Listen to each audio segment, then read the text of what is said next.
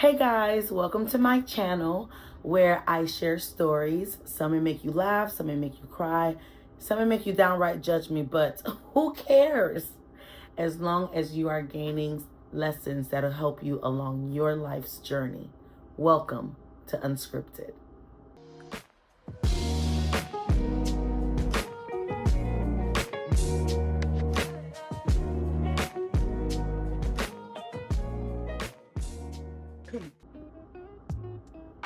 All right, so today's story is a little bit controversial because number one, this is something that happened recently, and number two, because of the people that are involved in this story. But I do believe that there are some valuable lessons that that you can gain from this experience, which is the whole point of Unscripted. Okay, so let me give you a little bit of context. All right, so number one, the church folks is really the people that I'm going to be talking about today. And again, it's a little bit taboo, a little bit controversial, because as a minister, you just don't talk about church folks. You don't necessarily bring out the negative side of people or talk about some of the negative side of people.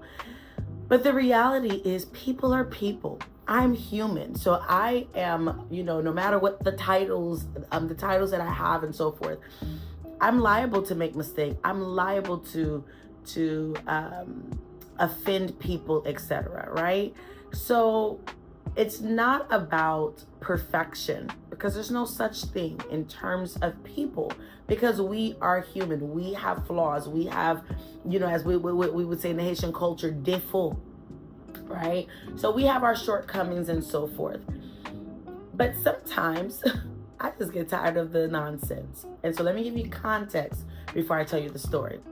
So those who have followed me for the past two seasons, thank you so much. But you would know that if you have been following me, you will know that I'm part of a Haitian ministry here in the Tampa Bay area. It's a wonderful ministry. It's just we are doing great things. God is using us to do great things, and so we give praise to God for all that He is doing through this ministry. However, many times especially when you're in leadership,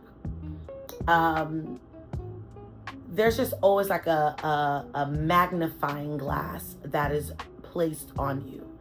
And so people oftentimes, there will be critics. They would want to point out everything, every flaw, everything that they found offensive. And, it comes with the territory. The problem that I tend to have is when those individuals will talk to everyone else about it, as opposed to the individual that they have a problem with. Now, here's some context before I tell you the story. So context, Haitian ministry, where my brother is actually the pastor, okay? Now, he's not my blood brother, but for my family and I, he is my little brother. And, he does such a great job just doing his best, pastoring people, right? He's a young minister who loves people, who want to see people saved, want to see people succeed, want to see people transform to the best version of themselves in the Lord, fulfill their divine purpose. He is such a good man. However, he's still my brother, right? So we have a dynamic in terms of our relationship where it is brotherly, sisterly. And I have to remember that, hey, he's also my pastor, and that transition was not the easiest. Especially at the beginning of the ministry, because part of my shortcoming is that I'm very protective. Now, most people will say that they're protective. That's not a bad thing, right? But for me, I can be a little bit of a mama bear. Like, I would protect him to the T, even protect him against himself. This is what I mean. Let's say if he's about to make a decision, and he's wanting to do certain things. I'm the type of person, I'll say, hey, have you considered X, Y, and Z? Some people may have a problem with that because they may say, hey, he's the pastor, you let him lead, etc., which is not the problem.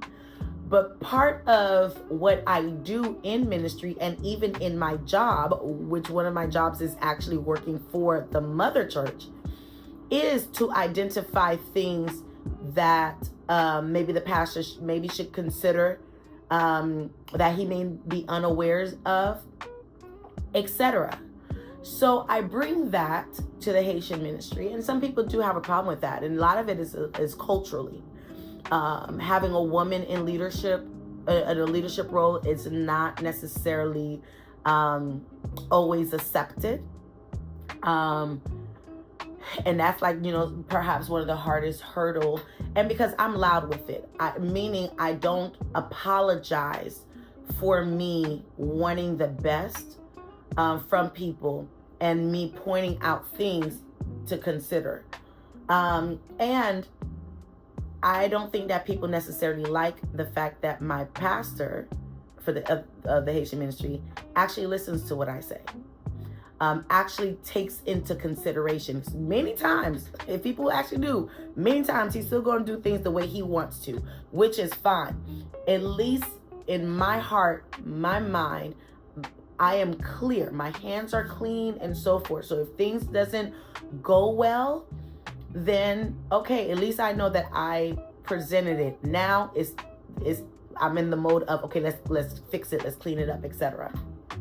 And so yes, some people just do not like that. By the way, I'm having this. It's actually because I'm wearing I don't know, like my skirt is not reaching to my ankles today, and it's a little bit nippy, which is off because for me, I'm always hot. But yeah, today my legs are a little bit cold. So I have my little sweater here to cover. So if you see me pull it up, that's what that is. But nonetheless, so I can become very, very protective of my brother, of my pastor, because I want him to succeed, which can often be mistaken for me trying to run things, etc., blah, blah, blah. So I've dealt with stuff like that quite often so far in this ministry. I've dealt with people having their comments, having their, expressing their opinions, etc. Where I've always take issue is that it is never said to me directly. It is always said to other people. And then what will happen is other people would come to me and say, hey, here's what's being said. They never, say the who's and the what's. They never say the who. They always tell me the what. And it's always with a critical eye. And so I have to think about it. I'm like, okay, am I actually projecting this? I know the motive behind things is always for the good. But am I actually showcasing something else? And that is a lesson that we ought to learn. That sometimes your motives behind things may be pure, but it's how you present it that may be a problem. And so we have to, if you really want to improve yourself, if you want to do better, if you want to be able to especially reach and impact people, you do have to take those things into consideration, that it may not be the heart behind what you do, but the way, the action, the way that you do, the things that you do. So I had to take that into consideration. So what I did was I took a huge step back. Okay. Where yes, I'm still vocal because my personality, I don't like failure, and I don't want to see other people fail. And I don't want this ministry to fail in any way, shape, or form. There's so many souls that need to be saved, that need to be reached, that needs God, that I don't have time many times to actually be so refined right? And my approach, but it is something that I am trying. However, what thing I don't like is the going behind my back or going behind other people's back, as opposed to addressing that person with love, in love, with care, and so forth. Because you cannot in one breath say that, oh, I care for you, I love you, and this and that, and you are the world, etc., etc. And then next breath, oh, this person is just, just diabolical and this and that and rude and whatever. Because you become a hypocrite. You become the coward, because you cannot use if it's such a huge issue, you cannot use the excuse of, well, that person is non-receptive. That person is intimidating. That person will become upset. If you love them, and if you feel that what they did is not of God, that it is counterproductive for the ministry, for the job, for the home, for academic and career pursuits, then you need to actually man up or woman up and go have a conversation with that person.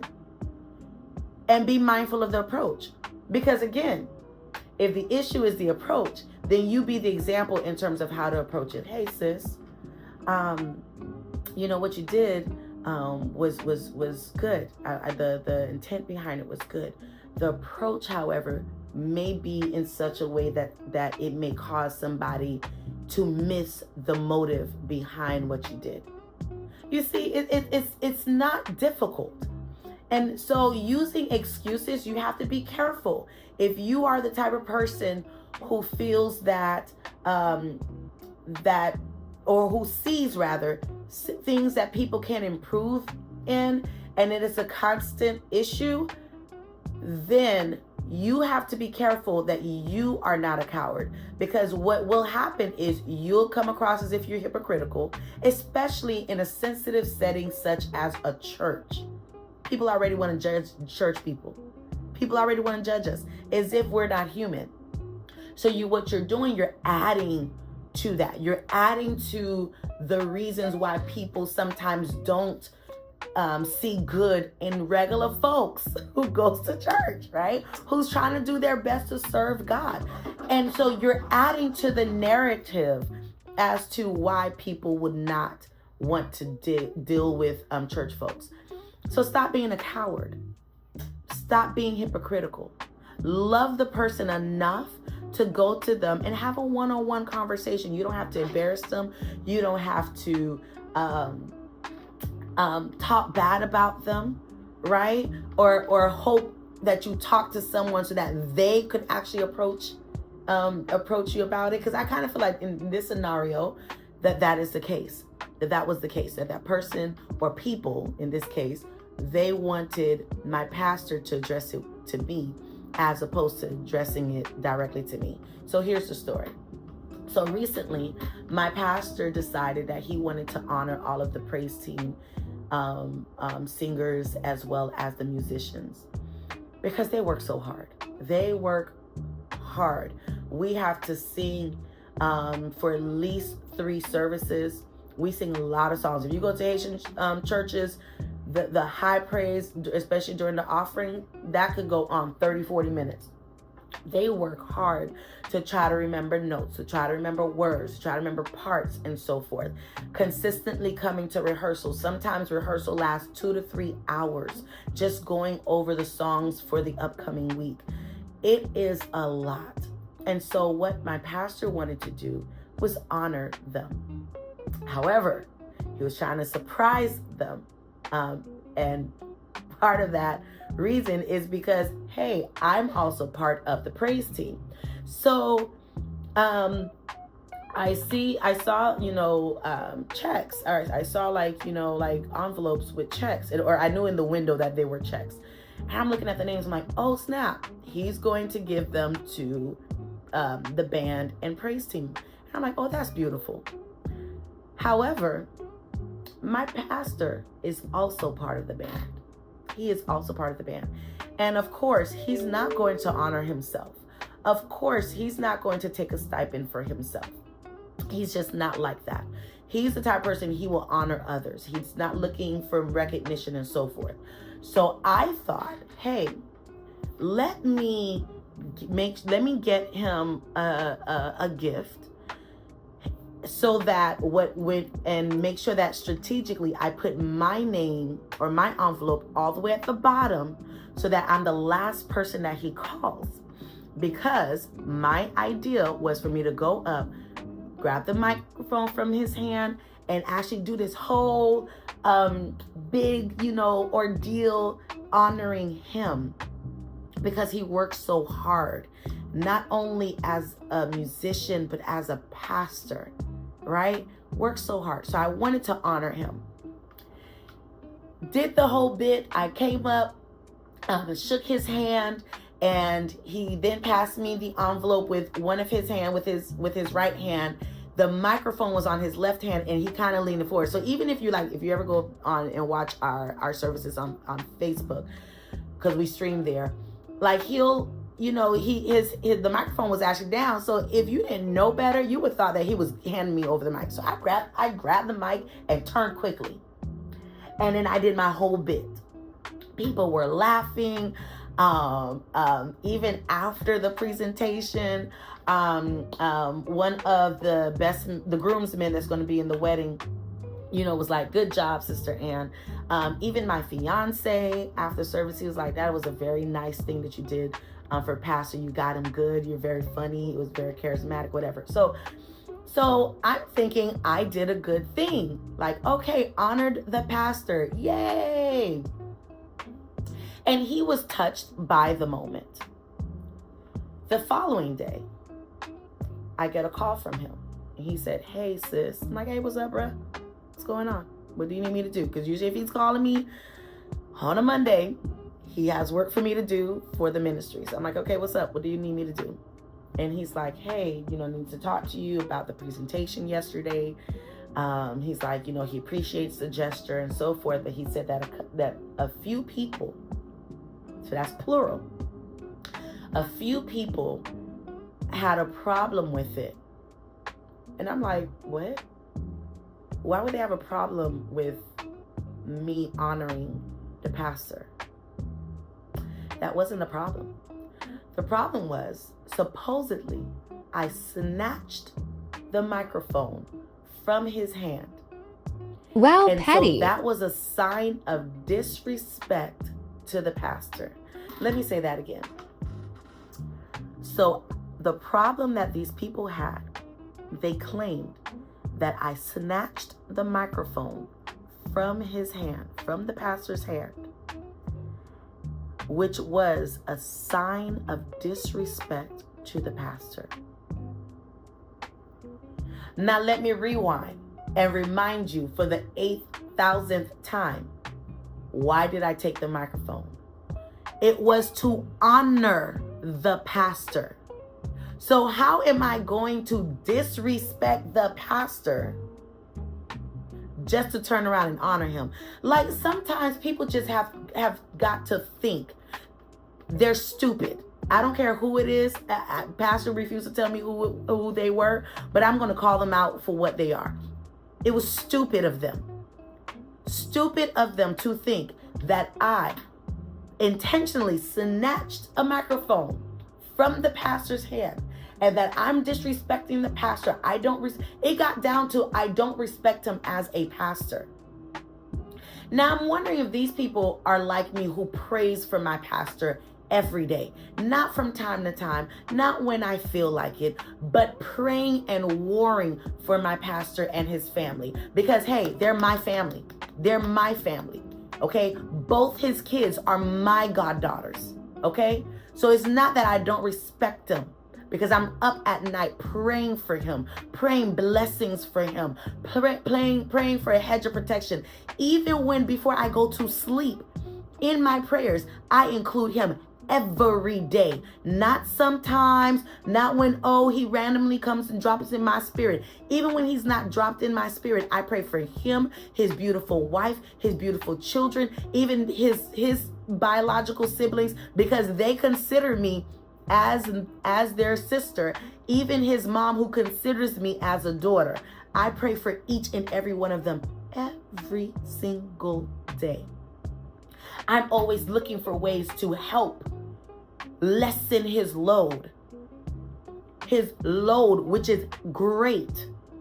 He has a lot of Bible studies he's teaching. He has a lot of people that he's counseling. He has a lot of people that he has to do follow-up calls.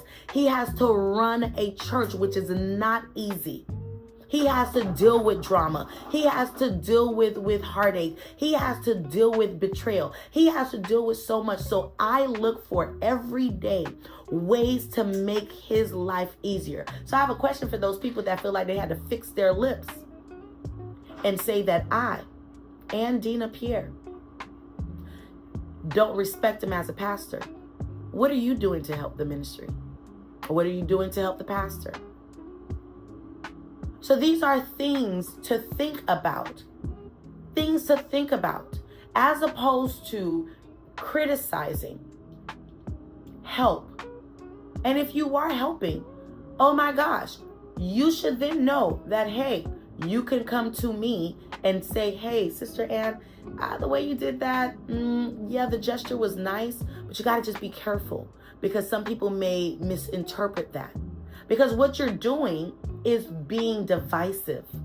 We are a church of unity. We want to be unified because there are so many souls that are lost, y'all. There are so many souls that are dying, that are at the gates of hell, that we're trying to pull them out from the gates of hell, preaching salvation, preaching deliverance, helping them any which way that we can. That is what needs to be in the forefront. Not stupid gestures that you misunderstood and want to claim that other people misunderstood. And I know that other people did not misunderstand that because, hey, several people commended me for the gesture. Commended me. And if those people laughed in my face, said it was great, but turned around and said to the pastor, hey, that was disrespectful, then I pray for those people. My heart goes out to those people because, my God, you need to check your spiritual pulse. Just like I have to check my spiritual pulse, you need to check your spiritual pulse. You need to. Because in this life's journey, there's going to be a lot of challenges. There's going to be a lot of things that's going to come up naturally. But you want to kind of be aware of those small little things that creep up, because those small little things that creep up can become bigger things, and unnecessarily. It's just unnecessary. So that's my story for the week. I hope and pray that people are not completely offended. I am here to have a conversation in love. But some of the greater lessons here, from my stance, I have to evaluate how I present things. Beyond the intent, how I present things. So that's a lesson that I have to learn. That, hey, that, I may have to check my tone. I may have to check my actions and so forth, so that people who are easily offended, that I don't offend them, that I don't become a distraction in their walk with Christ.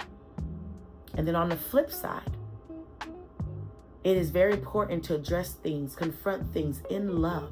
Confrontation is not always a bad thing. And when you do it in love, when you do it with the intention of really trying to help that person. Otherwise, you're a coward, you're a hypocrite, and you're sowing discord. And you need to be careful with that, because there's too many people who are dying spiritually. And we need to reach them. We need to reach them. So, but anyhow, that's my story for the week. Be sure to subscribe to my channel if you haven't. Like and share this video. Okay, share this video. Be sure to follow me on Instagram and Facebook at Works by Dina. That's WorksBydina. So Works by Dina. If you have any comments or anything, message me and those platforms, or send me an email, worksbydina@gmail.com. Make sure you hit that notification bell so that you don't ever miss out on any of the juicy episodes. Deuces.